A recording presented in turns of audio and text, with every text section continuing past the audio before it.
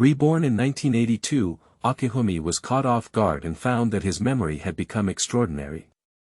He could remember 70.8% of a book he had only read once. Let's start a brand new life by taking the college entrance exam. The tragic fate of parents and sisters will be rewritten from this day on, and he will give them the best life. Autumn Fire Ming was full of vitality, stepping on the trend of the times, and an old and famous slogan couldn't help but emerge in his heart. Don't think young people are poor. In the highest academic institution in the South, he met the person he was longing for. The significance of rebirth is not only to make up for regrets, but also for Akihumi, who holds the opportunity, standing on the shoulders of giants, bending over the once unattainable world keywords of the novel. Returning to the 1982 employee courtyard without pop-ups, returning to the 1982 employee courtyard TXT complete collection download, returning to the 1982 employee courtyard latest chapter reading. Chapter 1. 1982. You are listening at novelfull.audio. Chapter 1 1982 Akihumi felt that this year was his lucky year.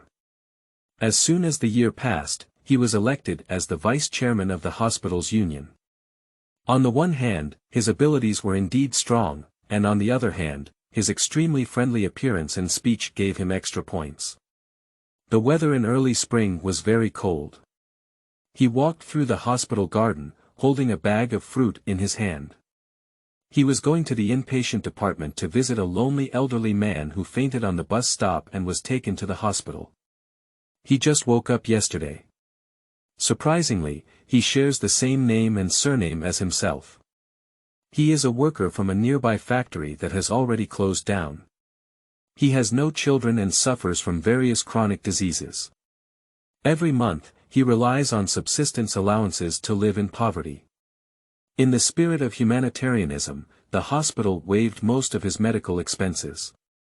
As a representative of the hospital, Akihumi went to visit him today and also processed his discharge procedures. In a 5-person ward on the 3rd floor near the inner side, there was a lively chat coming from inside. Before Akihumi could enter, he knew that it must be a family member of the same bed who came to visit. This family has a large population, and every time they visit, they bring their children over, which is particularly lively. He pushed open the door and saw the silent old man with the same name and surname on the innermost side. The desolation on his side contrasted sharply with the lively bed. He doesn't like to talk and leans against the bed. The early spring sunshine comes in through the window, shining on half of his old face. Although he is only around 60 years old, he looks like an ancient and rare old man. An inexplicable wave of palpitations erupted in autumn fire. He took a deep breath and walked straight to the innermost side. He put down the fruit in his hand, pulled out the chair by the bedside, and sat down.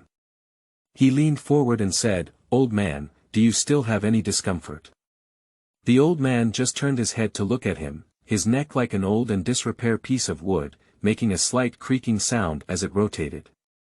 He extended his bony right hand as if to shake hands with Akihumi. The unease in Akihumi's heart grew even stronger, as he held the old man's hand and was about to say something about the scene. The old man spoke, his voice as dull and raw as an old wooden stake. You're dying."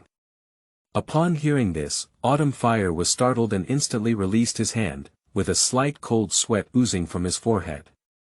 "Make up for me." The old man's gaze fixed on him, and he finished speaking intermittently. Akihumi stood up with a jerk, but before he could stand firm, a wave of dizziness struck and he fell to the ground with a loud bang. In a daze, I heard someone calling his name in my ear. Akihumi. Akihumi didn't know how long he had been unconscious, and his body seemed to be roasting in flames. After the heat dissipated, a chill spread from his forehead, and he slowly opened his eyes. At the entrance of his eyes, it was a white color, and while his vision was still blurry, he could already smell a smell of disinfectant at his nose, which calmed his heart a lot. Akihumi secretly felt fortunate that he had fainted in the hospital, probably due to timely rescue. As his thoughts returned, the scene before him gradually became clear in his retina. He looked at this small and rudimentary room, unable to connect with his tertiary hospital for a moment. This is clearly a small clinic. He looked at a New Year painting hanging on the wall, and for a moment, he felt a bit dazzled as he looked at the shaky 1982 characters below. The door creaked open, and a middle-aged woman with a blank expression and red eyes walked in. At the moment Ming saw her, countless memories suddenly surged into his mind.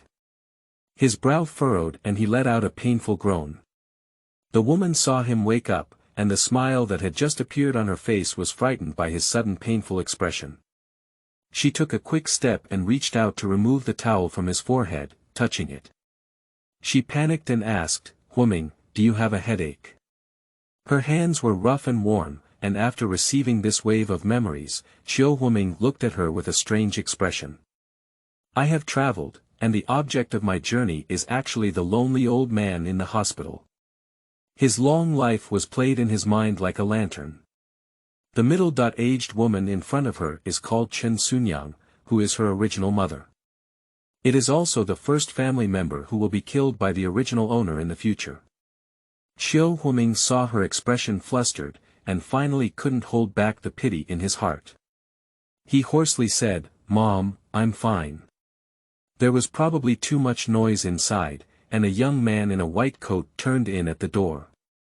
"Oh, I'm awake," he said. He walked to the head of the bed, bent down, lifted Ming's blanket, reached out and took out a thermometer from Ming's armpit, glanced at the window's light, and a hint of joy appeared on his face.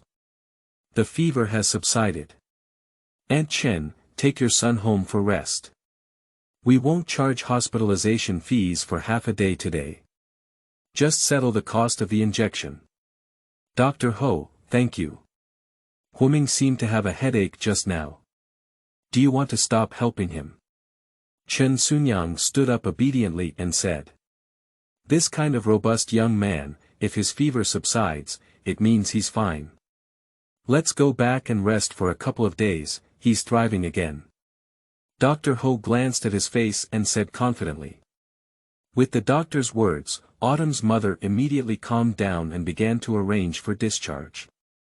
"A small clinic, just open a ticket and you can go out." Ming returned in a cart, and the one pulling the cart was his father Jianxi. Originally, he wanted to walk back on his own, but he couldn't walk.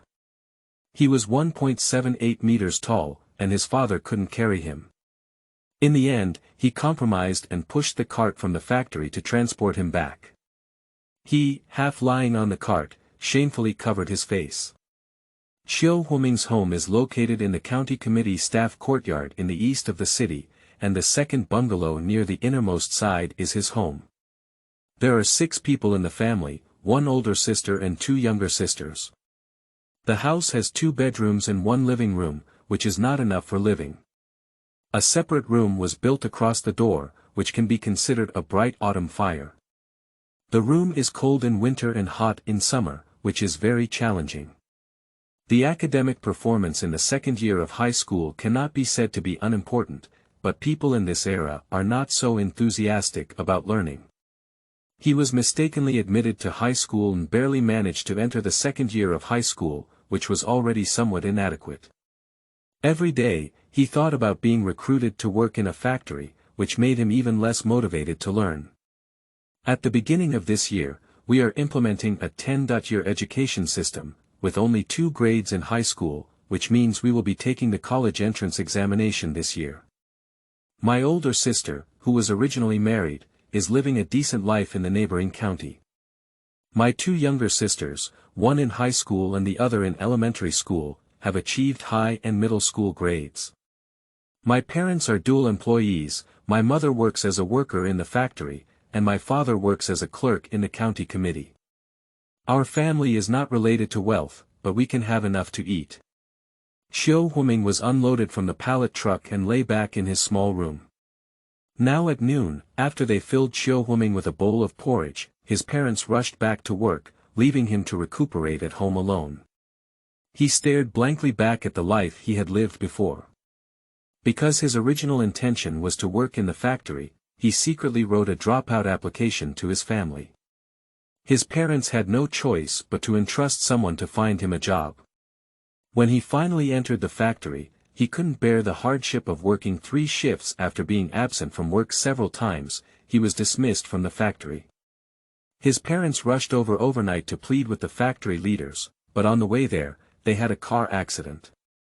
His mother disappeared on the spot, and his father was disabled. The 2 younger sisters dropped out of school early due to their father's disability in their poor family background, making life increasingly difficult for the whole family. After paying the medical expenses for the pension provided by the unit, there was still some left that he secretly took to do business, but ended up losing everything. Father's subsequent treatment costs have all gone, and his family is as poor as a church mouse. He didn't have the face to stay at home, so he went south to work and earn some money. He returned to his hometown, where the economy had already taken off and turned from a county town to a city. When I returned home, I found that the old house had already changed ownership. I found my elder sister, and only then did I realize that my father had passed away long ago. The 2 younger sisters were nowhere to be found. The elder sister was angry at his actions and cut off contact with him. I learned some sheet metal craftsmanship in the south and worked as a worker in a factory in my hometown. Due to my superb skills, I quickly became a team leader. Later, he caught up with the last wave of welfare housing distribution and was assigned to a 1-bedroom household, which lasted for a lifetime. Later, when the factory collapsed, he was also plagued by illness. History may have deviations, but what is not deviated from is the always enterprising heart of young people. Welcome to comment, invest, and smash monthly tickets. The important thing is to keep reading. It determines whether this book can survive. End of this chapter. Chapter 2. General Family Situation. You are listening at novelfull.audio. Chapter 2. General Family Situation. The reason for his fever this time was very simple. He skipped class and went boating with his friends in the park. When he saw a beautiful girl, he went to grab a boat and collide with her. The boys of that era probably thought that being so mischievous would win the favor of women. Fire Ming was speechless when he saw this memory. As a result, the girl had excellent rowing skills and the boat did not crash, so she fell into the water with her friends. Akihumi lay on a dilapidated wooden bed covered in thick cotton wool, his eyes wide open in a daze. The only good news so far is that his original appearance is handsome. He has looked in the mirror in the hospital restroom, and his face is indeed comparable to those creamy little creatures of later generations. Maybe, he can also eat soft food hard. As soon as he thought of this level, he gave himself a peck in the air and then slapped himself in the face. Fire bright, give me some hope. At present, it is necessary to learn how to help his family overcome poverty within limited resources and through his understanding of the future, as well as to read this book. This is still the early 1980s, and I am still a big child. When it comes to business or anything else, let's first see if there are any opportunities, and always strive to maximize profits. After much thought, he finally fell asleep again in a daze. In a daze, a pair of small hands were patting his face. As soon as he opened his eyes, he saw a small face with fair and tender skin close to his face, and a pair of shiny black grapes were staring at him without blinking. He broke out in a cold sweat and immediately realized that it was his mischievous little sister, Autumn Redfrost. She is 11 years old and still in 4th grade of elementary school. "Brother, Mom asked you to get up for dinner." I could tell she was a bit afraid of herself. Seeing him open his eyes, she quickly withdrew her hand and turned around to run towards the door. As he ran, he shouted, "Mom, brother is awake." Akihumi finally got up and his body relaxed a lot. Although he was a useless person, his physique was really good. His later illnesses seemed to be mostly caused by heart disease. He put on a cotton jacket, put on cotton pants, bent down and took out a spittoon from under the bed, emptied the water from his stomach, then comfortably buttoned it and walked towards the door. Between his house door and the main house is the kitchen, where his mother is cooking potted mustard. Tonight, it seems that he is still drinking congee. These days, not only are there no flush toilets, but even the food is outrageously poor. It is said that the middle-aged boy eats from a poor family. Fire Ming touched his deflated stomach, feeling inexplicably irritable in his heart. Ming, are you still dizzy? Chen Sunyang looked at him from the half-open window in the kitchen. No dizziness, I'm fine. Ming walked into the living room. The living room is very small with a square table, and at this moment, the older sister Kiwangai is lying on it with her head down to do her homework. A dim yellow tungsten filament lamp is hanging from the ceiling, swaying gently with the wind. The hairstyles of the older and younger sisters are both student heads, with a three-part similarity in appearance to themselves. The genes of the Autumn family are good, and the children they have given birth to all have a very neat appearance. There is also a small table on the ground, a small stool without a chair, and a backpack on it. This is the little girl's desk. As for himself, he was shocked to find that he had not done his homework for a long time. Mom, where's my dad? Fire Ming shouted towards the kitchen through the door. He's going to work overtime. Don't worry about him. I left him a meal. Chen Sunyang put her scattered hair in her ear, reached out to open the lid of the pot, put in a long-handled spoon, stirred congee, grabbed both sides of the round soup pot, and carried it into the living room. Continuing into the bedroom, take off your apron and hang it on the hook behind the door. Big sister quickly put down the pen in her hand, tidied up the table, and ran into the kitchen to get 4 bowls and 4 pairs of chopsticks. The little girl hopped into the kitchen and brought in a bowl of stir-fried fragrant mustard. I only know how to eat, I don't know how to hold a hand. The big sister who placed the dishes muttered softly. Fire Ming vaguely felt that she was talking about himself. As his only son, he was really spoiled at home and had hardly done any household chores. As he watched the 2 younger children working, his face couldn't pull down. Chen Sunyang had just finished putting things away and walked out of the bedroom. Upon hearing this, she frowned and scolded. Your brother's health hasn't improved yet, and he's still nagging when he asks you to do something. Mom, I'm so exhausted that I came back to cook for you. Why don't you say it? The older sister's eyes turned red, and the younger sister timidly tugged at her hem.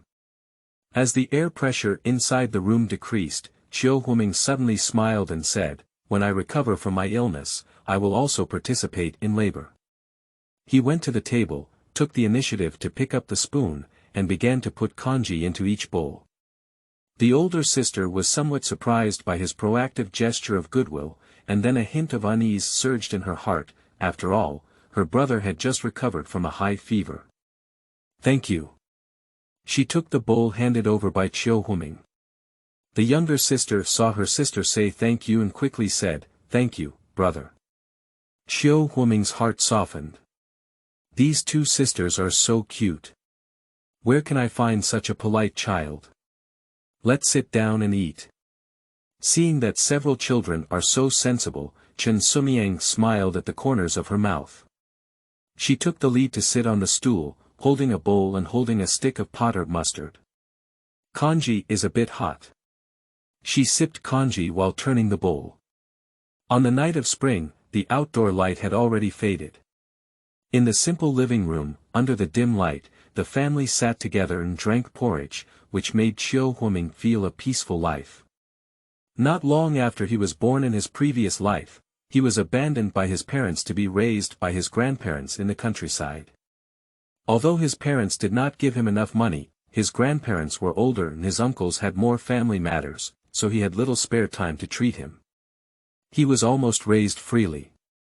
If it weren't for his self-discipline, he might not have been able to persist in finishing high school. I only found out when I grew up that my parents had already separated and became families, and he became the extra one. The opportunity for a family to sit together and eat like this can be counted with just one slap. After drinking congee, big sister rushed to wash the dishes and chopsticks. Fire Ming returned to his humble room. He glanced at a dusty wooden guitar hanging at the end of the bed. He was impressed that he had only learned this thing for half a month, because he had to remember chord fingering, he gave up halfway when he couldn't hold on to it. When he's free, fix the guitar. Back then, he was also a standard music writer in college. One side of the bed is tightly against the wall, and an old wooden table is placed at the head of the bed. Above it is a hanging white woven light bulb, and next to it is a wooden chair, which is where he usually reads and writes. He bent down and took out a worn-out backpack from under the table. Inside the backpack were scattered several notebooks, Chinese and math textbooks, as well as a rusted stationery box. There aren't many books on the table. He saw the physics and chemistry textbooks, and high school has already been divided into classes. He chose a science class. The book is very new. This is a new textbook that I only received 2 weeks ago when I went to school to report. As soon as Ming flipped through a few pages of the book, he heard the door at home being knocked on. Jianxi, his aunt, are you at home? This voice sounds familiar to me. It's my cousin Chiu Jianjun, who went to the city with my father from the same village back then. I should have called him de Tang Bo. Why did he come over so late? Just as he was thinking, the door had already opened and Chen Sunyang's voice came in, his uncle is here. Come in and sit down. Old Chiu has been working overtime and hasn't come back yet. Then I'll come back tomorrow. Chiu Jianjun put down the bag of fruit he was holding in his hand and turned around before leaving. The following is the tug-of-war and polite language between the two people. Fire Ming listened and suddenly remembered why he came this time. End of this chapter. Chapter 3. Let's read first. You are listening at novelfull.audio. Chapter 3. Let's read first. I must have come for my high school student ID. After dropping out of school, the student ID will be invalidated. Chiu Jianjun wants to transfer this ID to his son Chiu Sheng, who is studying in the countryside. In memory, he had just changed his wife's household registration from rural to urban, so his son could settle down according to his mother's registered residence. In recent years, it is absolutely impossible for rural children to study in cities without a student ID. If rural children want to enter a high school in the city, their scores are the most important, and their admission score line is much higher than that of local urban children. In Ming's impression, after dropping out of school in his previous life, his student ID was transferred to Chiusheng. Chiusheng used this ID to get into a key university, but later, in order to wash away the stain of transferring his student ID, he shamelessly smeared himself outside and described himself as worthless. In the most difficult years of their own family, they not only failed to take care of each other, but also spread the word that their family's current situation is retribution. In a simple sentence, this family is a white-eyed wolf. It's quiet outside, it seems like my cousin has left. In no time, the door was opened and Chen Sunyang walked in. Ming, I want to discuss something with you. Her gaze looked at Chiu Ming with a hint of hesitation. Chiu Ming put down his textbook and said, "What's going on? Why don't you try to take the college entrance exam? I think it's good to have a high school diploma even if you can't pass it this year." The vague and distant memories of the autumn fire were once again opened, and my mother did indeed advise me so. Due to her low level of education, her mother can only work as an ordinary worker in the factory. Her desire for culture radiates to several children in the family. As long as the 4 children in the family are willing to study, even if they are tired and hardworking, she still wants to support them. Mom, I also wanted to tell you earlier. I've considered it and I want to take the college entrance exam. Chiu Ming didn't know how to explain to his parents that he didn't want to enter the factory and was willing to continue his studies. Now, this is just dozing off. Someone has given him a pillow, Hugh. Chen Sunyang instinctively thought he was refusing and wanted to persuade him a few more words. Suddenly, she regained her composure and a hint of joy appeared on her face. Okay, when your dad comes back, I'll talk to him and make him happy too. She turned around happily and went out, then came back and closed the door to Fire Ming's room. As Chiu Huming listened to her footsteps fade away, he sighed and said, "Look, their wishes are actually very simple. Don't worry, this time, I will definitely help you guard them well." As soon as the words fell, the restlessness that had been lingering in my heart suddenly disappeared. Autumn Huming leaned back in his chair thoughtfully, looking up at the simple lime roof and the tungsten filament lamp hanging in mid-air.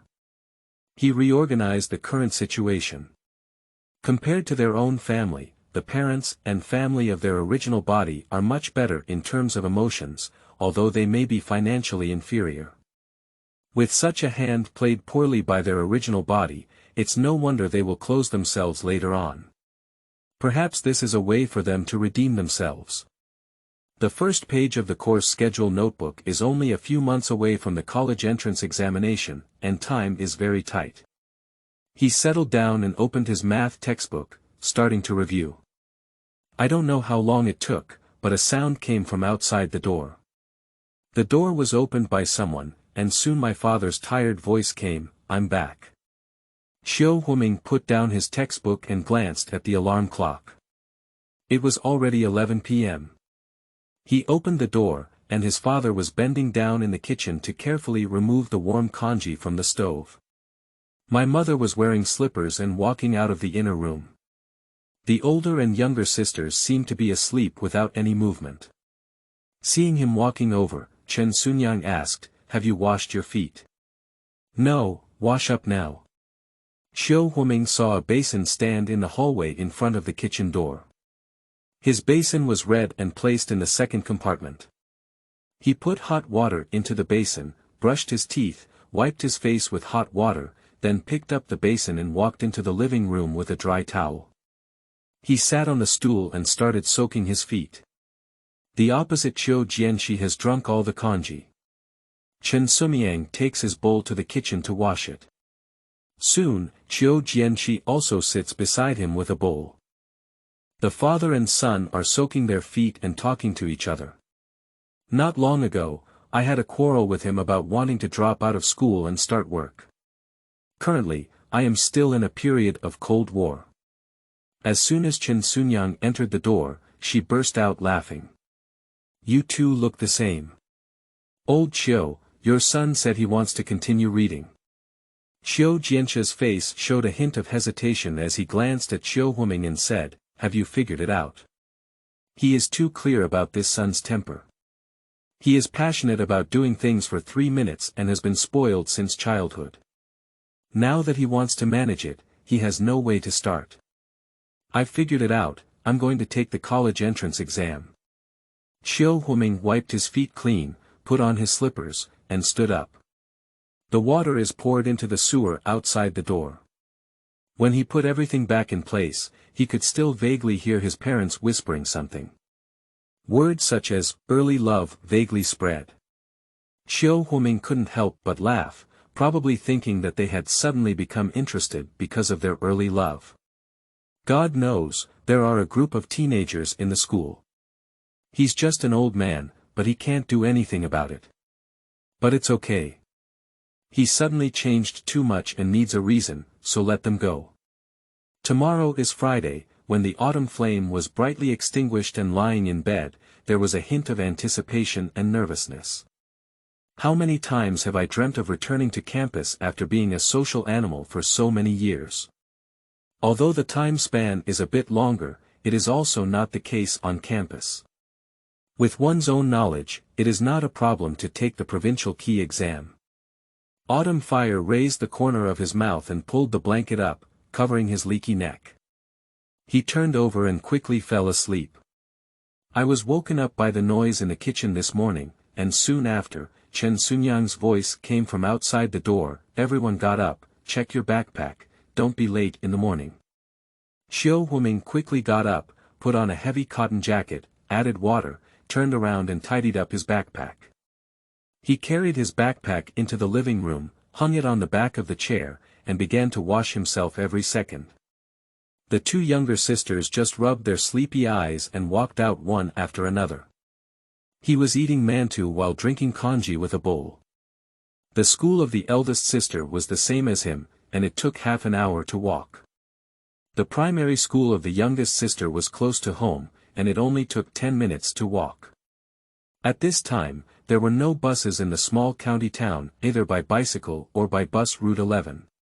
When the older and younger sisters sat down at the dinner table, the figure of Fire Ming disappeared. Fire, facing the cold wind of late spring, walked on the dimly lit street in the early morning. His family lived at the East Gate, and the street was still a bluestone road. After crossing a stone bridge, they could smell a pungent aroma. This is a well-known time-honored shop nearby that specializes in making meat buns. He swallowed his saliva and looked at these steamed buns, still wanting to make money quickly, with a vague plan in his mind. As he pondered, he stepped out of his long legs and walked quickly towards the direction of the school. Soon, his body began to heat up. He unbuttoned a few buttons on his cotton jacket to let the heat dissipate a bit.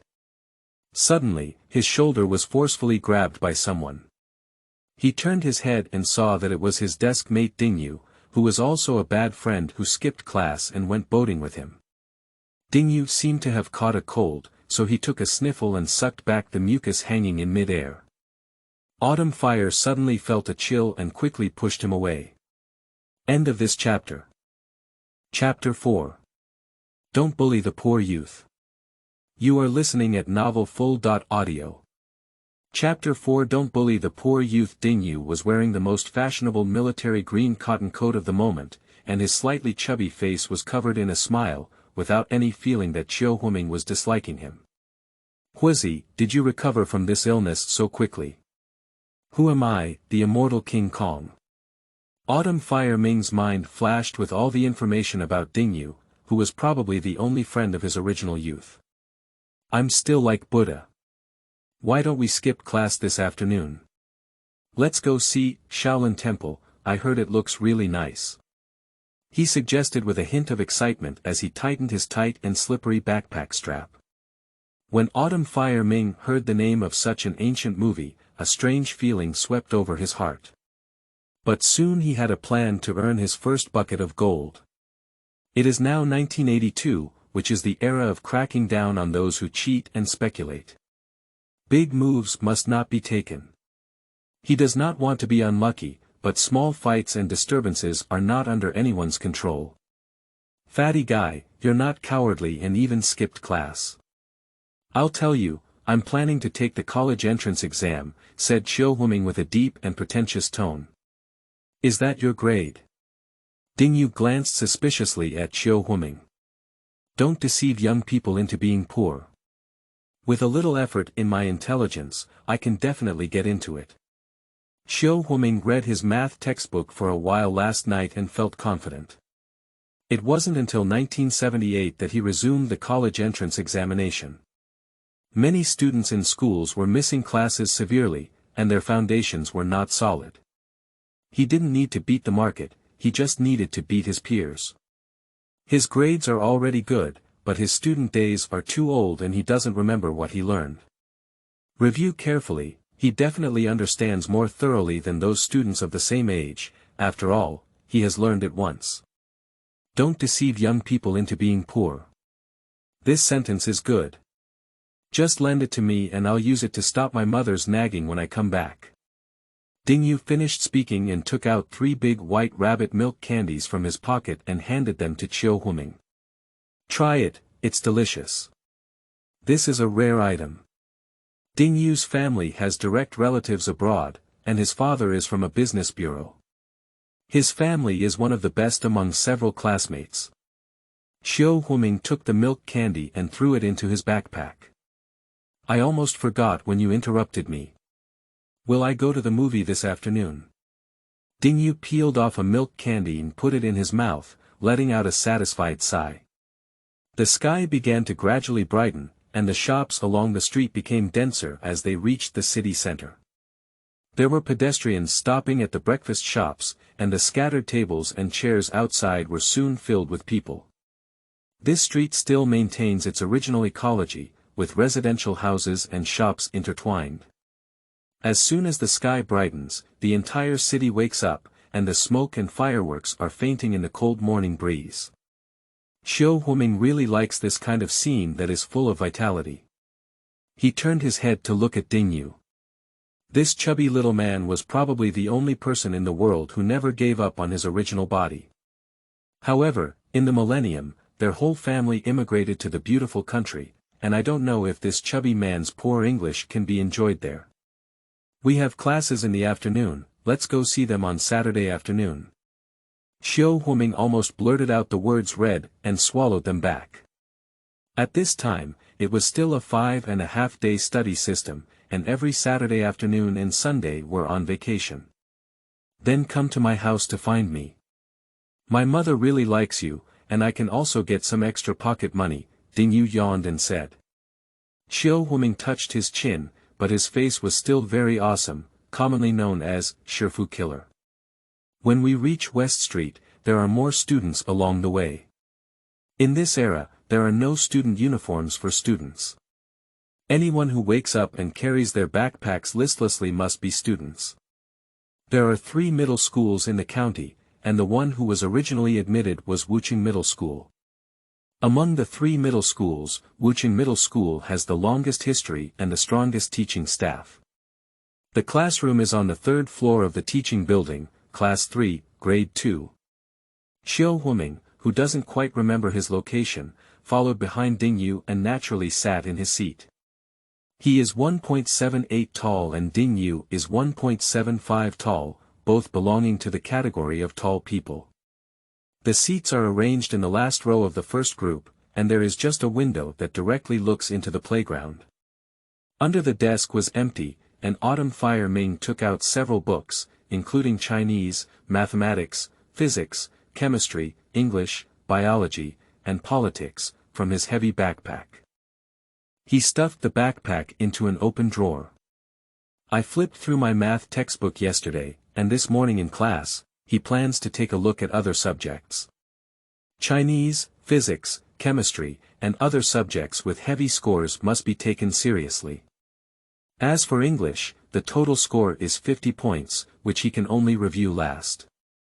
Biology accounts for a smaller proportion, with a total score of 30 points. When it's time, he can flip through the key points.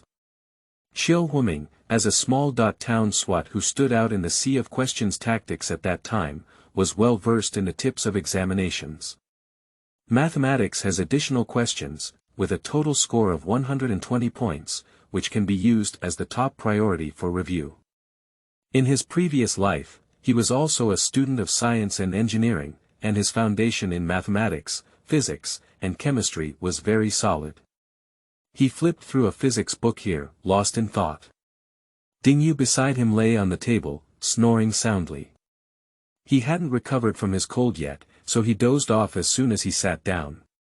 Outside the back door, the homeroom teacher, Teacher Huang, secretly peeked inside. He is over 50 years old, with a slender figure and graying hair. He wears a pair of highly myopic glasses on his nose bridge, and his gaze sweeps from the first row to the last row, finally fixed on Xiao Huiming's body. Mr. Huang is a Chinese language teacher with rich teaching experience.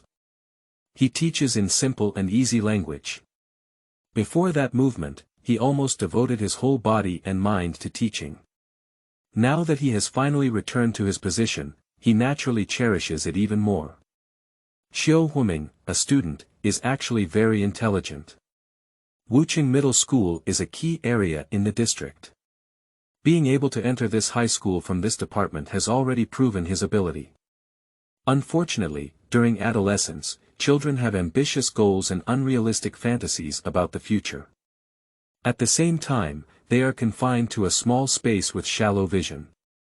At the beginning of school, they even heard him say they want to drop out of school and work in a factory. He pushed open the concealed back door and walked slowly inside. The noise inside obscured his footsteps. He thought Xiao Huiming was reading extracurricular books, but when he got closer, he realized that he was reading physics textbooks. Seeing his serious expression, he occasionally lowers his head to record it. The sun came out in the west, and Teacher Huang's heart moved slightly. He walked forward with his hands on his back until a student saw him. After a cry of surprise, the whole classroom fell silent. At this moment, Huming is already immersed in the ocean of physics and cannot extricate himself. The knowledge in textbooks at this time is very broad. For students in counties and towns who did not have laboratories and only listened to lectures based on theoretical knowledge, these contents are obscure and difficult to understand. But for him, he is different. He has done almost all of these experiments, and even if he hasn't done them, he has watched related videos on the tablet. Looking back at it now, his memory is revived, and he can also draw analogies and consolidate the theorem and formula again. The 40-minute morning reading class has ended, and Huming put down his textbook and rubbed his temples. Being young is good, this memory is simply extraordinary. Huming is even more confident in the upcoming college entrance examination. On the playground, the students were gathering in groups of 3 or 2. Dingyu wiped his saliva and grabbed Huming, who was about to go out. "I won't go to morning exercises, let me sleep a little longer," he said. "Okay, you go to bed." Huming didn't resist morning exercises. He had been sitting at his desk for a long time, and even a little movement was good. Class monitor Li Ming was the top student in class 3 of grade 2, and also one of the top students in Wuching High School at that time. Huming looked at his appearance and found that he was actually a bit more delicate. He was only about 1.7 meters tall, which was incomparable to himself. However, his grades were good and his family was said to be very prestigious. These were all bonus points. Li Ming stood in front of the queue in class 3, while Huming walked over casually. He was not as kind as Dingyu and had few friends in the class. He was too lazy to deal with them, so he was naturally neglected in the corner. Huming, who had changed his heart, didn't take it seriously and squeezed into the crowd. He walked up to Li Ming and called out in a familiar voice, "Class monitor, I forgot how to do aerobics. Later, I'll follow you." Li Ming nodded solemnly and said, "Okay." The high school and middle school departments of the school share the same playground, and Huming glanced a few times but didn't see his older sister. In the middle school department, there are several boys playing with rolling iron rings around the playground, and a few little girls jumping rubber bands around every opportunity. Looking at these energetic students, Autumn Fire suddenly felt a spiritual shock. "I am only 17 years old now, so young." End of this chapter. Chapter 5. Transfer Students. You are listening at novelfull.audio. Chapter 5 Transfer Students. Speaking of which, Li Ming, Huming, and Dingyu have been classmates since elementary school until they were promoted from junior high school to high school. Compared to many classmates, their relationship should be deeper. However, Huming has an awkward personality and cannot stand Li Ming's behavior and his gang of lackeys. Over time, they gradually drifted away, only becoming nodding acquaintances. In no time, familiar background music echoed from the speakers on both sides of the stands, and a passionate female voice echoed over the playground.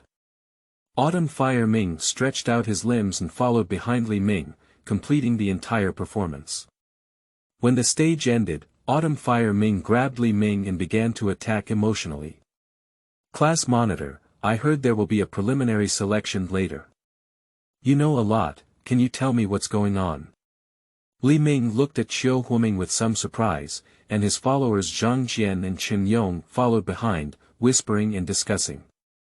Li Ming cleared his throat and said, "Do you also want to take the college entrance exam?"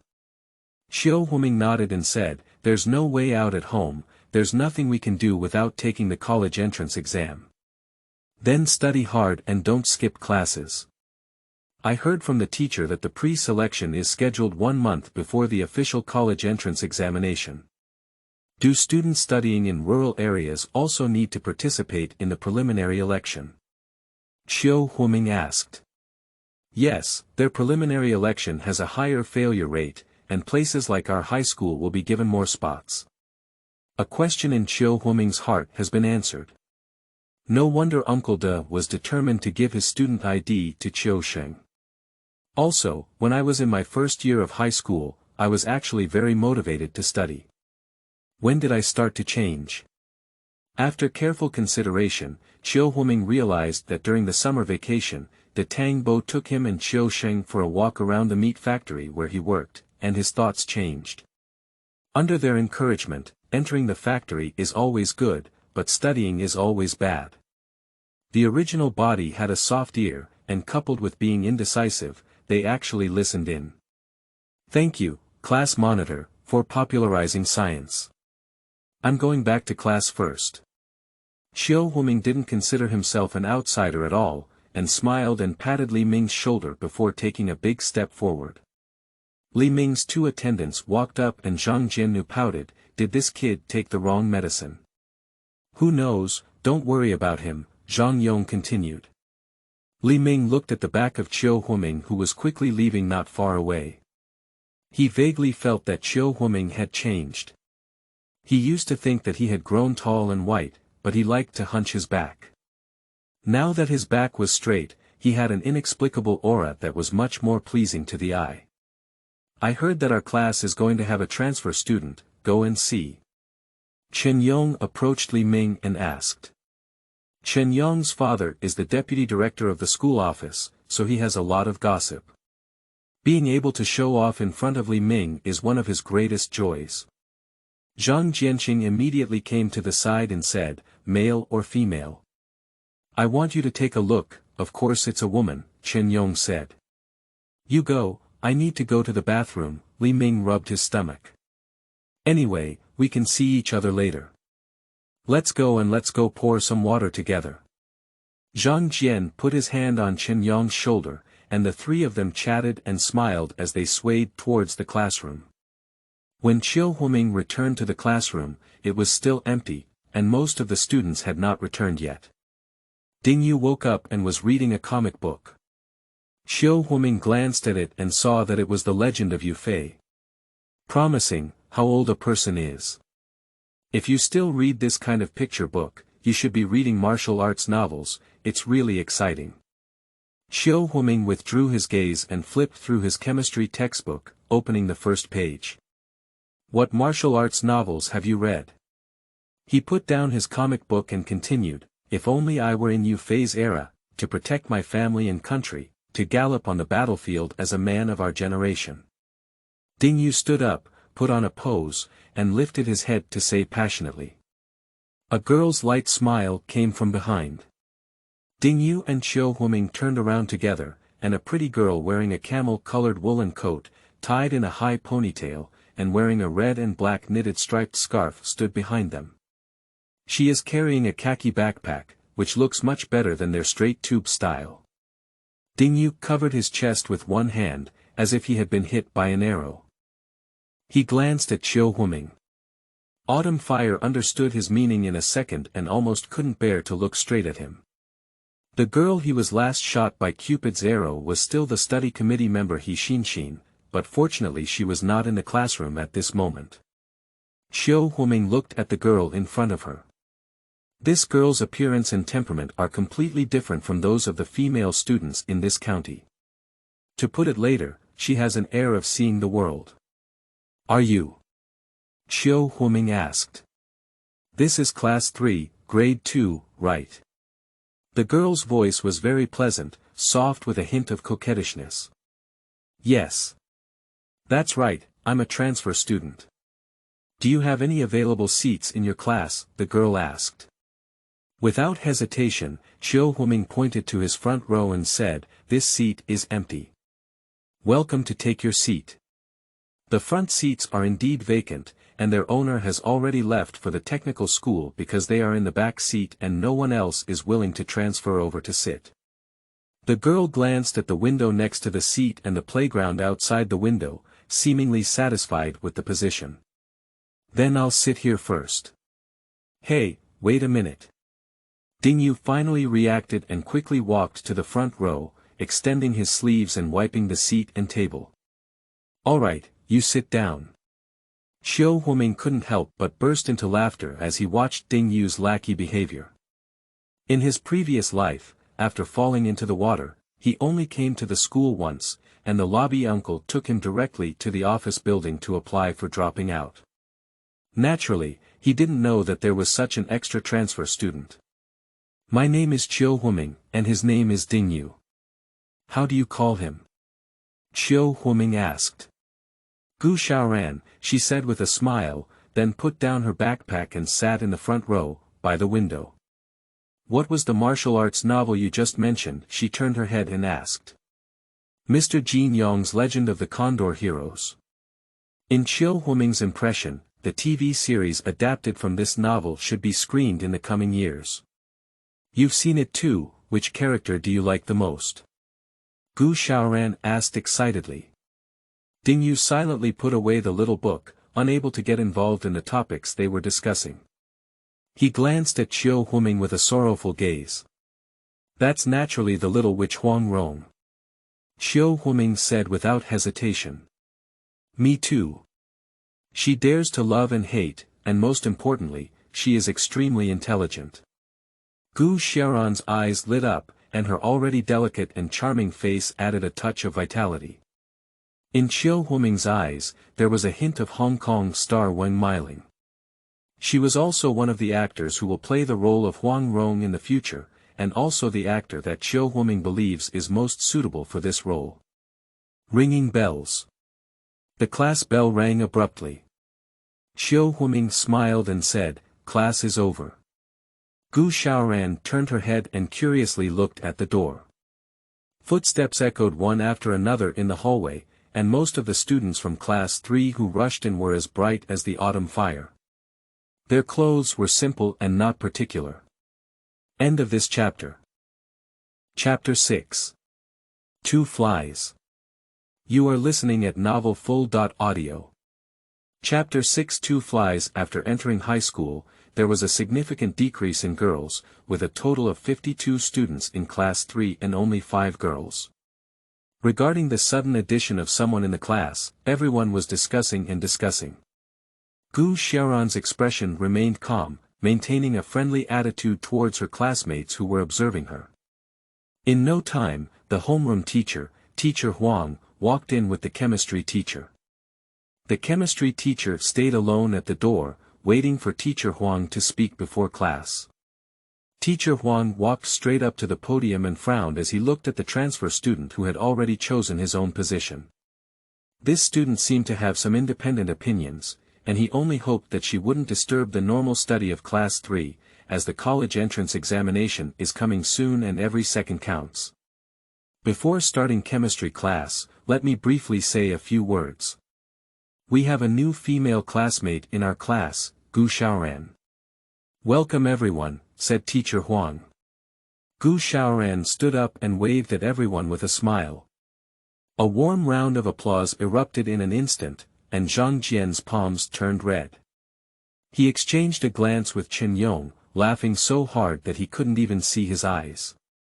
Teacher Huang pressed his palm down into the void, and the applause stopped. He coughed lightly and said, "Everyone should prioritize their studies. The college entrance examination is approaching, so everyone should take it easy. Also, tomorrow Saturday morning, we will have a comprehensive exam on Chinese and mathematics. Alright, I won't say much more. You guys can start classes." There was an uproar below, and Yu glanced at Ming. Ming patted his shoulder loudly and said, "Don't worry, brother, I'll copy it for you." Yu pursed his lips and held his chin, too lazy to pay attention to him. Mr. Huang walked down from the podium with satisfaction and handed the classroom back to the chemistry teacher who was looking at the door. Yu saw the chemistry teacher walk in and with a snap, he immediately leaned back to his desk as if he had no bones left. Chemistry class is one of his most disliked courses. Actually, no wonder the students. The experimental operations in chemistry textbooks are not yet available in the current school, and the teacher can only describe these experimental processes and results out of thin air. The teacher is an engineering student with poor expression ability, making all the students present drowsy. Yu poked Ming's elbow and said, "So. What's the name of a martial arts novel? Let me go buy one." Xiao Huiming picked up a pen and wrote the book title on the back of Ding Yu's notebook. Whether or not to listen to this class is the same, and the teacher also reads it from the textbook without any interest. Fire Ming flipped through the chemistry textbooks on his own, and compared to physics, the chemistry textbooks of this period were actually simpler. In the morning, there were a total of 4 classes, namely chemistry, physics, mathematics, and Chinese. It was almost a rote learning model. After each class, Xiao Huiming was surprised to find that his memory was really amazing. The tedious formulas and element names effortlessly entered his mind, and even the knowledge points from the previous life returned to his memory palace while he flipped through books. The bell rang for the end of class, and the chemistry teacher left the classroom with a stern face. The students relaxed and Zhang Jian frequently looked back in the front row. In addition to him, there were several other students, even the study committee member He Xinxin. The students not only admired Chang, but also admired AI beautiful girls, who doesn't like to take a second look. However, in He Xinxin's eyes, there was more of a complex emotion. Originally, she was the class monitor of class 3, but later on, she was afraid that she would change hands. Xiao Huiming straightened his messy short hair and turned his head to look out the window. Suddenly, his gaze stiffened. He saw the lobby uncle holding a small bag and leading a skinny young man through the playground towards the office building. The teaching building and office building where you are located are side by side, and the playground is in front of the teaching building. Entering from the school gate, you must pass through the walkway next to the playground. The young man was leaning his head to listen to what the lobby uncle was saying. Xiao Huiming looked at his profile and a name came to mind. Qiu Sheng. The Tangbo Qiu Jianjun and his son Qiu Sheng arrived at school early in the morning, without even thinking about it. Xiao Huiming already knew what they were going to do, and his father probably hadn't told them the news that he didn't plan to drop out of school yet. Fire looked coldly at their figures disappearing around the corner. Turning his head, he saw Gu Xiaoran looking at him with great interest. Ding Yu chuckled beside him and said, "Huizi, why are you so mesmerized? Your gaze can fly 2 knives." "It's nothing, I saw 2 annoying flies." Fire Ming closed his textbook and stood up. Ding Yu also stood up, leaned forward, and reached out to pat Gu Xiaoran's shoulder. "Go out and shake. Let's familiarize ourselves with the campus." Xiao Huiming's mouth curled up. Ding Yu is such a social bully. "Alright, I only arrived this morning and haven't strolled around yet." Gu Xiaoran stood up with a smile. A group of 3 walked from the back door to the corridor under the surprised gaze of the crowd. Some students passed by one after another, most of whom rushed to the restroom. The restroom was located behind the stairs and could almost be found by the smell. The teaching building has only 3 floors in total, with 1 high and 2 on the 3rd floor. The 1st and 2nd floors are for the junior high school department, and the podium behind it is for the office building, which is not the same entrance as the teaching building. "Fatty guy, you accompany Gu to take a stroll, I'll go do something." Xiao Huiming waved his hand, and behind him could vaguely hear Ding Yu's murmur. He stepped out of his long legs and quickly rushed to the entrance of the hallway, riding down Juechen and quickly disappeared into the corner. Fire ran straight towards the direction of the office building. The office building has a total of 2 floors. The 2nd floor office is located on the east side of the 1st floor, which is a large tube room. Xiao Huiming leaned over from the corridor and did not see the lobby uncle and others. At this moment, it's after class time and the office is very lively. He glanced at the stairs, and the 2nd floor was the school leadership office. Going up to the 2nd floor, due to the cold weather, the corridor was empty, and a familiar voice came from the director's office. Huiming leaned his ear against the door and heard the lobby uncle talking. "Director Chen, my autumn students' grades are much better than Huiming's. Look at these transcripts, they are not lower than the top 10. Huiming is not a student, do you think? This degree.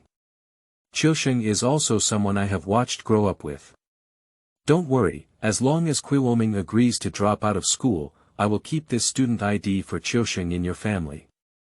Director Chen's voice slowly reached Ming's ears. I'll trouble you, Chiosheng. Thank you, Uncle Chen. Quickly. Thank you, Uncle Chen.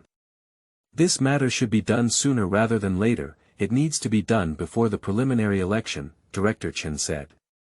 Don't worry, I understand Ming as a child. He is determined to work in the factory, and I heard that he has already gone through various procedures.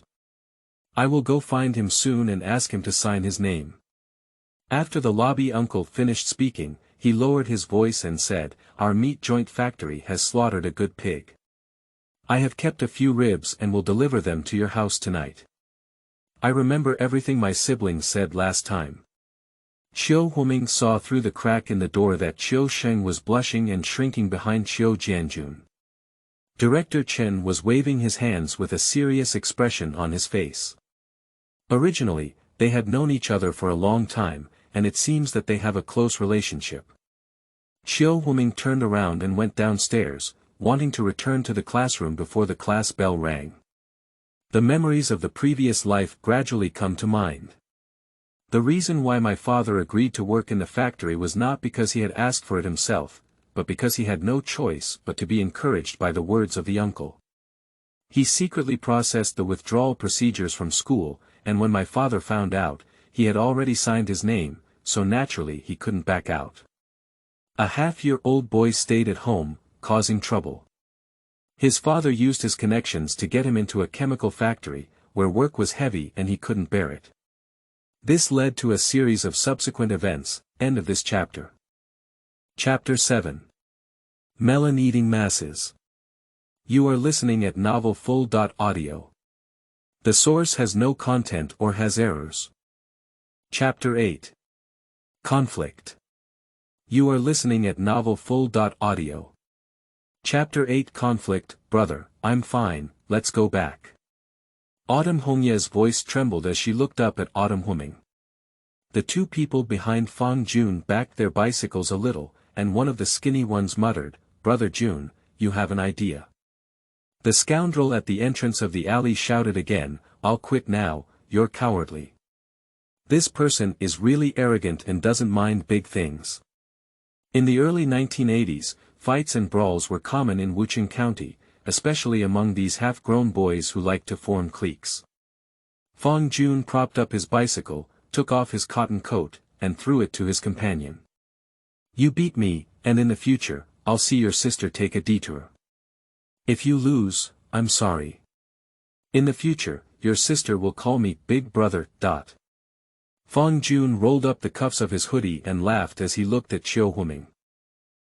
Ming pushed away his older sister and said to her and her two classmates, Take my sister with you and stay away.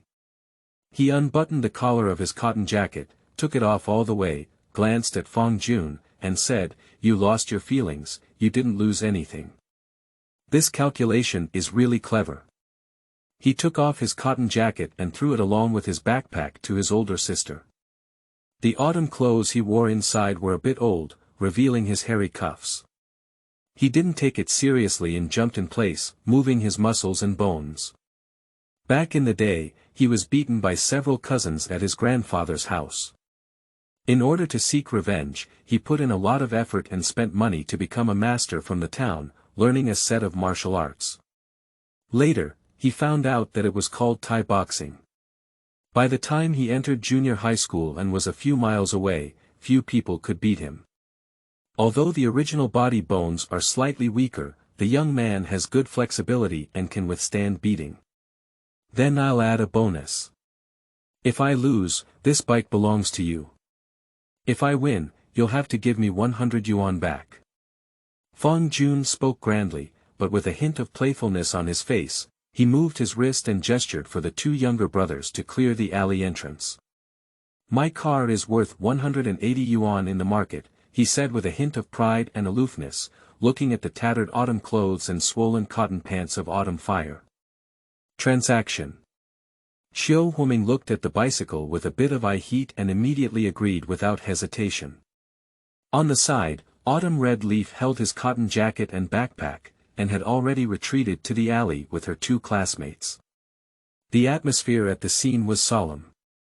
She looked at her elder brother, feeling a bit stuttered for a moment. They usually communicated less, and she complained more about him. But now he was standing up for her. Her heart was filled with mixed emotions, and a pair of foggy eyes stared firmly at him. Fong Jun comes from a street thug background, and fighting is a common occurrence for him. The person in front of him, although half a head taller than him, is very thin. He is afraid that he has not experienced the hardships of society, so he dares to take such a gamble. A slight sneer rose from the corner of Fong Jun's mouth, and his left and right fists collided, revealing his ruffian aura. He didn't say a word, but with a forceful thrust from his hind foot, he had already pushed himself towards Akihumi. Although he was not tall, he had a strong physique and swung his fist, mixed with the sound of the wind, with a fierce force. The onlookers heard screams of surprise, and Akihuming's body swayed lightly, flashing through this punch. His fist was almost intertwined with his chin. For experts, Fong Jun's disorganized attacks can be seen to have flaws every minute. As long as it's not a group fight, there is a high possibility of indiscriminate punching and killing the old master. I have never been afraid of fighting alone in autumn. At the moment when their bodies were intertwined, Akihumi gave an elbow strike and used Fong Jun's original momentum to knock him down directly to the ground. Fong Jun got up in a disheveled state, seeming to find it hard to believe that he had just been knocked down. He once again fiercely charged towards Akihumi. Akihumi still did not confront him head-on. He lowered his head, swayed his waist, and took a horse stance to avoid his attack. His footsteps quickly moved and in an instant came to his side, using his knee joints to kick him hard in the back. Fong Jun's unstable center of gravity fell to the ground again. His two younger brothers couldn't sit still, one on the left and the other on the right, coming up to surround Fire Ming. The scoundrel standing at the alley shouted again, "We agreed to fight alone. It's still not a man." Fong Jun spread out his palm, and after two falls, his palm had already been scratched with blood on the rough alleyway ground. He turned to his two younger brothers and cursed, "Get out of here. Don't interfere with me." He looked at the still clear autumn fire and asked, "Have you ever learned it?"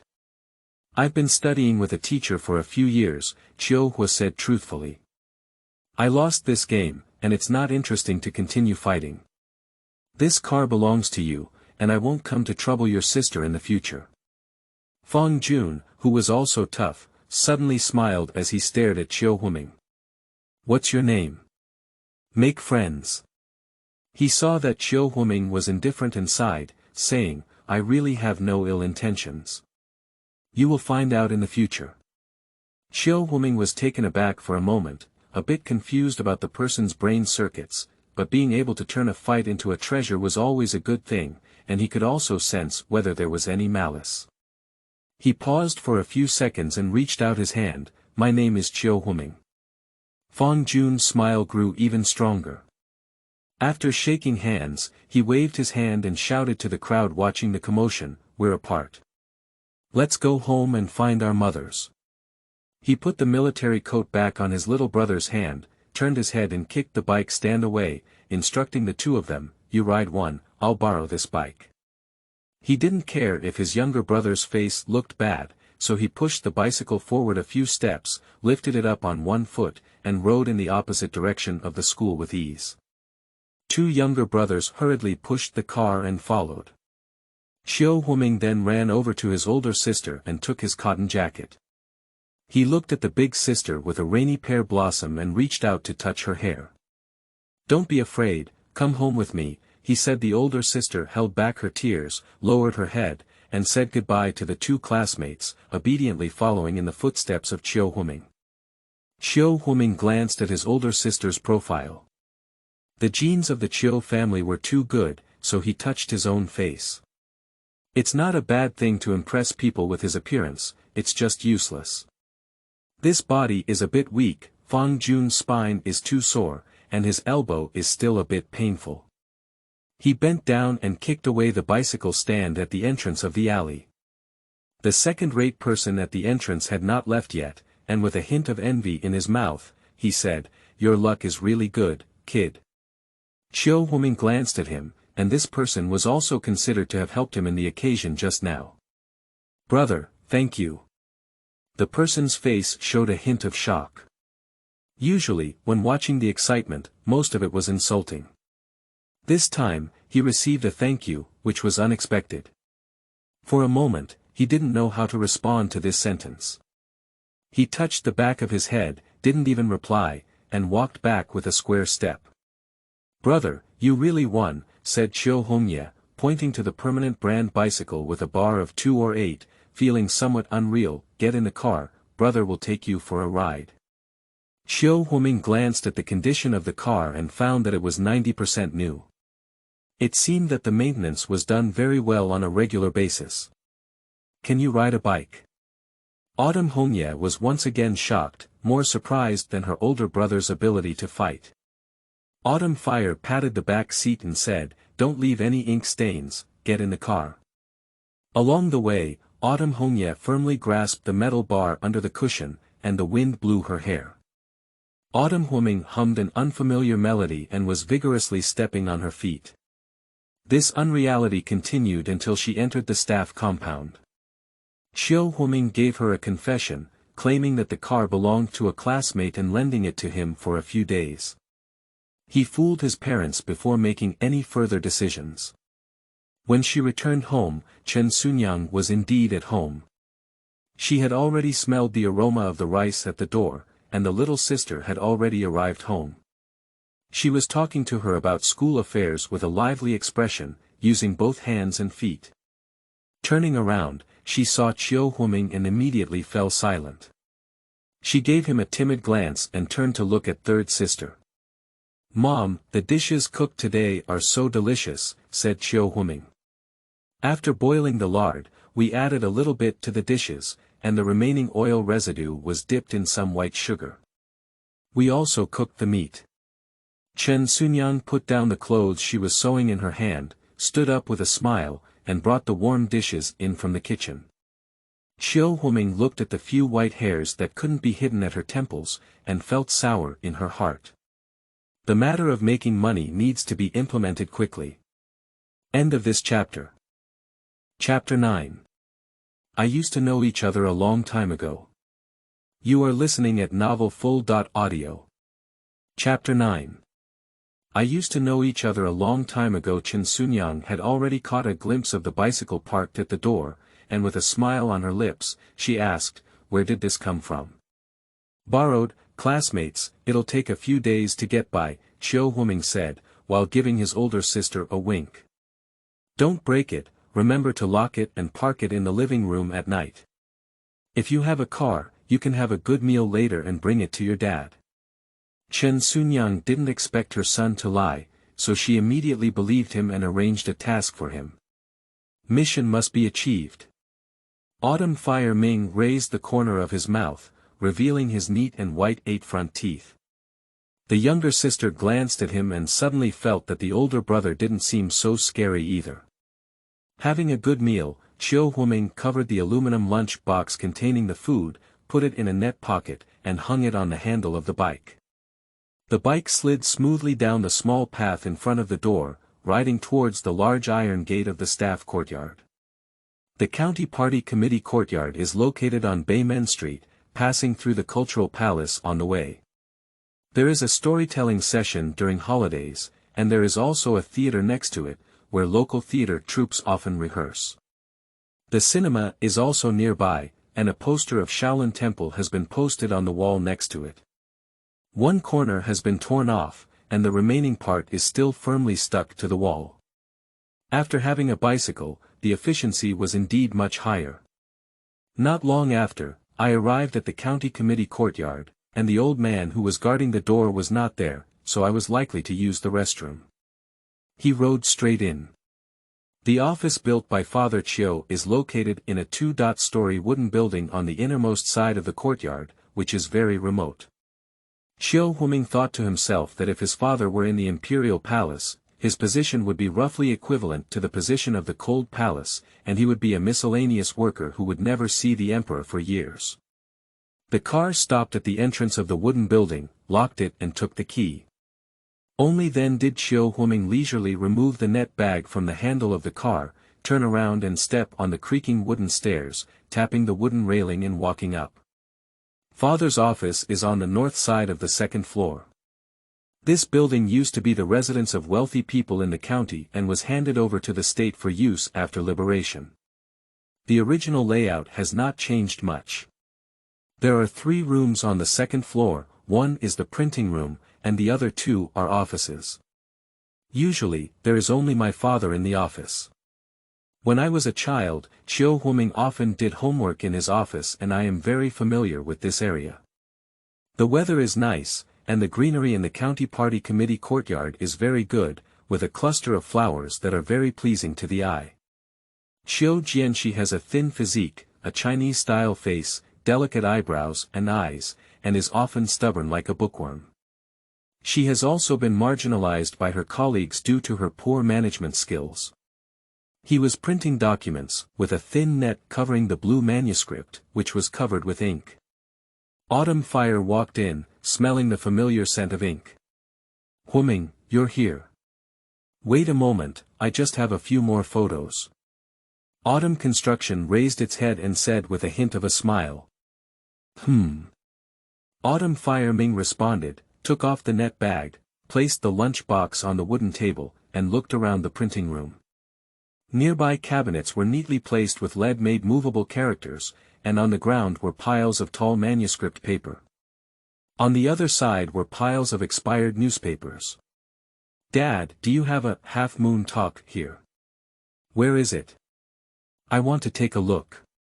I have it on my desk, you can go flip it yourself, Qiu Jianxi said without lifting her head.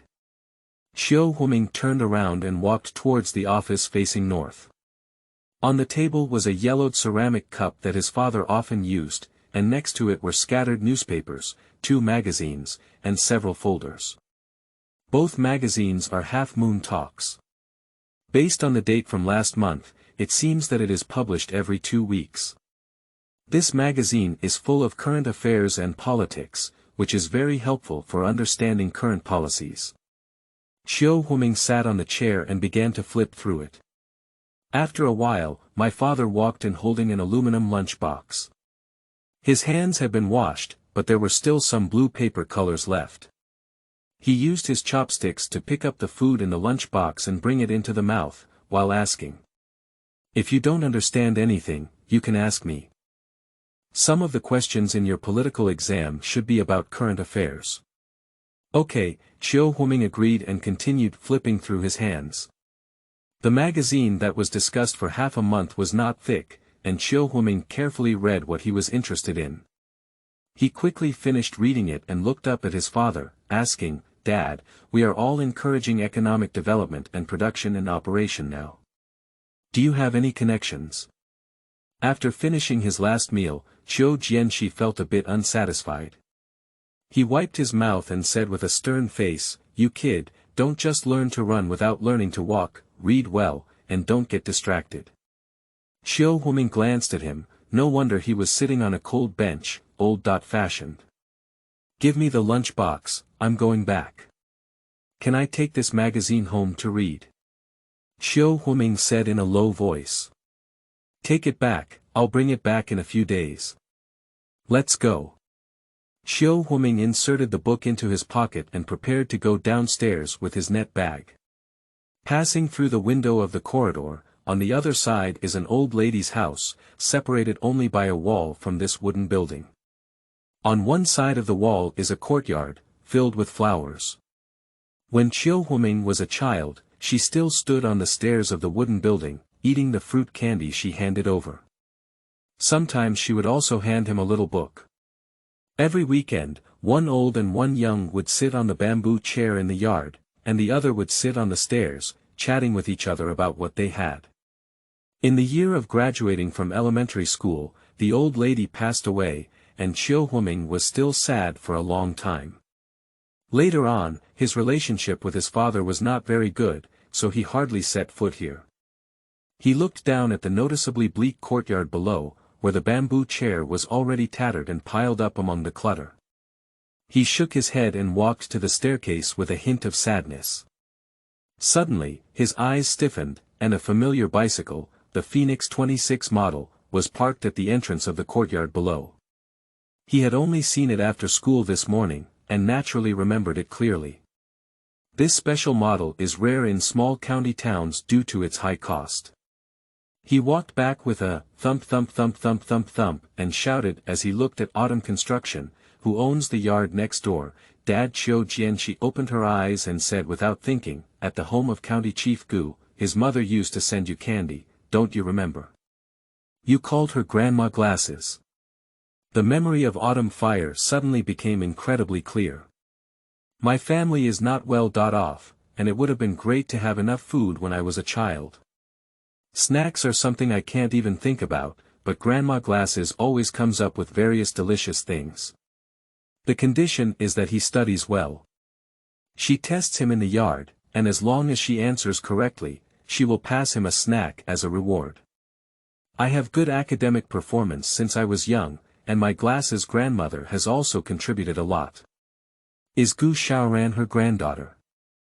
That means County Mayor Gu is her father or uncle. Autumn Humming walked down the stairs in a daze.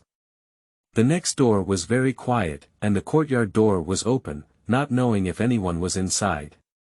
He rode back on his bicycle, recalling a summer vacation in elementary school. As usual, he stayed at the staircase, while Grandma Glasses was not in the yard. Instead, a little girl of his own age appeared, wearing a small red dress, sitting on a chair, unpacking the packaging, and preparing to eat popsicles. Chiu Humming's eyes were envious of popsicles, so he offered to perform magic on her. He could turn her popsicles into paper airplanes. The little girl believed it true and handed him the popsicle. He ran quickly with the popsicle in his hand, but didn't dare to come over for several days.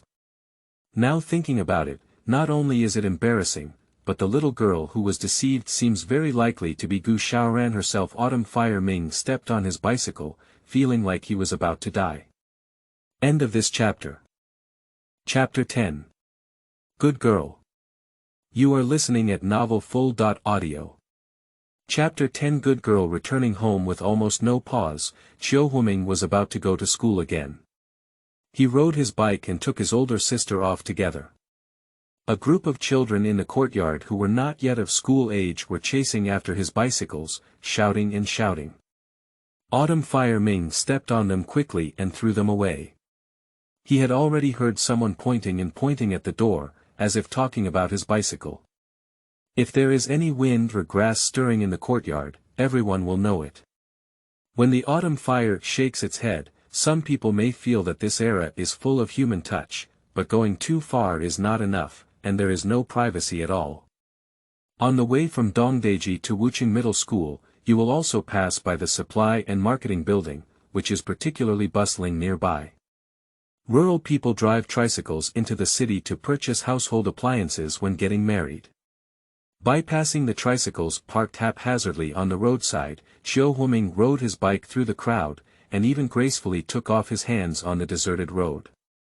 It's not that I'm bragging, my driving skills can definitely rank among the top 10 in our county town. Brother, can I also learn to ride a bicycle? Autumn Hongye sat in the back seat, gathering up courage and asking. Of course, I can take you to the little girl's school playground on Sunday and teach you. My little sister's school is close to home, and there is no basketball court on the playground. There are few people and no one to disturb, so learning to ride a bike is perfect. Okay, brother, do you think I can learn? Autumn Hongye's voice was tinged with a hint of joy. Of course you can learn it well. Place your body's center of gravity on your waist and hips, and when you learn it, you will naturally know. Chiu Humming knew how to ride a bike in elementary school. Although his parents were not by his side, he was generous in giving money. As long as he wanted a car, he could afford it every minute, which was completely opposite to the situation in this life.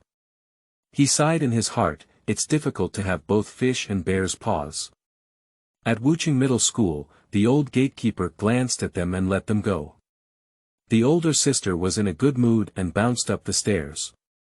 He pushed the car into the carport next to the hallway, which he didn't usually pay attention to. There were quite a few wealthy students at Wuching Middle School, and several bikes had already been parked in the carport. Xiao Huming saw the Type 26 Phoenix bike near the door at a glance, and he glanced away with a hint of guilt. Returning to Class 3, as expected, Gu Xiaoran had arrived. She did not sit in her seat, but stood at the window with the study committee member He Xin, chatting quietly. It looks like Gu Xiaoran is 2 centimeters taller than He Xin. One has long hair tied in a ponytail, and the other has a student's head that is ear length. From the side, it looks like a beautiful embryo, which looks very pleasing to the eye. Ding Yu stayed in the dormitory at noon. When he walked back to class, his hair was still curled up, and he didn't realize it. He sat on a stool, propping his chin up, and his eyes looked vaguely at Gu Xiaoran and He Xin standing in the direction of the front window. Xiao Huming went to the bathroom and walked in through the back door. He slapped his shoulder and said, "What are you looking at so mesmerizing?" Ding Yu was startled, glared at Xiao Huming, then let out a sigh and said softly, "I've been a bit indecisive for a while now. Both of them are drilling into my heart. What should I do?" Autumn Fire is also speechless for a moment. "Delang, have you taken the medicine yet?" he asked, glancing at him with a look of intellectual disability. "Have you eaten, Dalong? I still have a big brother at home. At most, I am Erlang." Ding Yu rubbed his slightly stiff cheeks and casually took out the little book and placed it on the table. Autumn Fire Ming. Ding Yu flipped through a few pages of Little People's Book and suddenly stopped. "I can't even read my favorite Little People's Book. Autumn Fire Ming. Isn't my brain burned out due to a fever?" Xiao Huming reached out and rested his hand on his forehead. Ding Yu pushed away his hand and said, "Will you come to my house tomorrow to listen to music after watching the movie? My brother came back this time with several cassette tapes, and there's also Teresa Teng. Have you heard of Teresa Teng?" Autumn Fire Ming instinctively remembered the well-known song, Sweet Honey, You're Laughing So Sweetly. He hummed it off the cuff, and this song has been popular for decades and has never declined. The original voice has a youthful and astringent tone, with a hint of subwoofer sound quality. When singing with a lowered voice, the characteristics are more pronounced. "You sing so beautifully." At some point, Gu Xiaoran had already walked back and leaned against her desk, looking curiously at Xiao Huming. Huizi has also heard of it. Teresa Teng has several other songs that are all beautiful. Ding Yu turned his head to look at Gu Xiaoran and said, "Hey, Gu, are you going to watch a movie with us on Saturday?" He asked eagerly. "Shaolin Temple. Do you also know? I heard it looks really nice." "It looks pretty good, but unfortunately I've seen it, but you can lend me the cassette tape to listen to." Gu Xiaoran sat back in her seat and said to Ding Yu, half tilted, "No problem, either come to my house with Huizi on the weekend to listen to music. There are still many cassette tapes at home, which one you like and which one you take." Ding Yu said in a cool tone. "Okay, what time is it?" "It's too late, my dad is very strict." Gu Xiaoran was a little moved. Xiao Huming beside her wanted to ask her if your father was County Magistrate Gu. And the more he looked at Gu Xiaoran's face, the more he felt like the little girl he had tricked when he was a child. "After we have lunch, let's go watch a movie. It's 3 p.m. in the afternoon. Why don't you come to the theater to find us?" Ding Yu said. "Okay, then it's 3 o'clock. Just as Gu Xiaoran agreed, the bell for class rang. She turned around and sat upright. "The first class in the afternoon is English." Xiao Huming took out the English book, which was his first time flipping through it. The dialogues in the textbook, which were highly characteristic of the times, made him read it with great interest. In no time, Teacher Yen walked in. She was in her 40s, wearing a thick-framed pair of glasses, tied in two thick braids, and had extremely simple clothes. At this time, English is not tested for listening, and everyone is learning mute English. Her accent is a bit heavy. First, I will lead everyone to read the article from beginning to end, list the new words separately, and then start explaining sentence structures. Teacher Yen doesn't expect most of the students to keep up with her pace. She asks and answers almost exclusively to the fixed students in the front row. After following through for a while, Ming was worried that her accent might be distorted by her and decided to continue self-study. Dingyu on the side secretly flipped through the little book hidden in the textbook. Ming glanced at him and realized that he was going to immigrate in the future. For his good, Ming quickly confiscated his little man book. He tapped on the textbook and whispered, "Listen carefully." Dingyu felt pain and began to recite along with the teacher in a listless manner. A young child can be taught, and the autumn fire is very comforting. English textbooks are not difficult, but translation is very distinctive of the times. Fire Ming flipped through his textbook with great interest, and just as he was reading it with enthusiasm, the bell rang for the end of class. He checked the homework assigned by the teacher on the blackboard in the textbook and then took out the political book. "Huizi, do you really want to take the college entrance exam?" Seeing him so serious, Dingyu yawned and asked. "More real than real gold, I want to take the exam to the south. I'll also try my best to get into college, otherwise if you leave, I'll be too bored alone in the county," Dingyu sighed. In the front row, Gu Xiaoran put down the English textbook she was flipping through, turned her head, and interjected, "Why did you have to take the exam to the south? Isn't Shanghai City good? It's still close to Wuchang County. Probably gold is everywhere in the south," Fire Ming sneered as he raised his lips. "Then I will also be admitted to the south," Dingyu said confidently. "You probably don't know the current admission ratio for college entrance exams, let me put it this way." Gu Xiaoran thought for a moment and continued, "For a district key program like ours, about 3.7 people can be admitted to a class. If it's a county key program, at most 3 people can be admitted." Dingyu opened his mouth and squeezed out a sentence for a while, "which means I have to get into the top 7 of the class to have hope." Ming patted his shoulder and said, "You can be taught. That's just such a truth." Gu Xiaoran stared at Ming and said, "Are you so confident? Isn't tomorrow a bottom-up exam? Just give it a try and you'll know. I heard from Xin that your grades are in the middle range, and it's difficult to improve so much at once. I have some review materials. If you want to see them, let's meet tomorrow afternoon and bring them out for your reference." Ming looked at Gu Xiaoran with some surprise. "This girl is actually beautiful and kind-hearted. I have to give her an ice cream before it gets hot, otherwise I always feel sorry for her." "That's great, is it heavy or not? How about I go get it myself?" Ming asked with a smile. "I still have this strength, so let's talk about it. I'll go back and tidy up after the exam tomorrow morning." Gu Xiaoran turned around and continued flipping through her English textbook.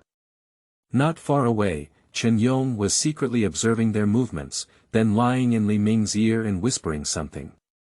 Li Ming turned his head and glanced at Gu Xiaoran, with a hint of redness flying on his face. Ming, who had just been released, saw it. He rubbed his temples and turned his head to look at the wall of the playground, where there were several peach blossoms blooming brightly. Autumn Fire murmured, "Spring has arrived." End of this chapter.